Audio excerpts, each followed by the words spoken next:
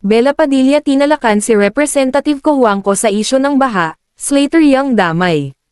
Sinermonan ng kapamilya actress na si Bella Padilla si Pangasinan 2nd District Representative Mark Cojuangco matapos magkomento sa malawakang pagbaha sa iba't ibang panig ng bansa.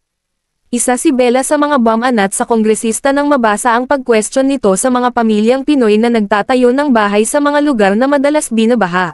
Ni-repost naman ni Bella Padilla ang naging pahayag ni Cojuangco sa kanyang X account at sinabing sa halip na sisihin ang publiko mas mabuting tumulong daw muna ang kongresista. Respectfully, you don't start giving swimming lessons to a drowning man, sir.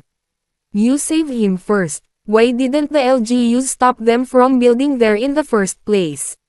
Sabi ng aktres, binanggit din niya ang pinag-uusapan ngayong Monte Roses de Cebu project ng engineer at Pinoy Big Brother, Unlimited, big winner na si Slater Young na isa sa mga sinisisi ngayon kung bakit nagkaroon ng malawakang pagbaha sa Cebu. Hirit ni Bella, common folk don't know where they can or can't build. I mean, look at Slater Young. Maraming netizens ang sumang-ayon sa punto ng aktres.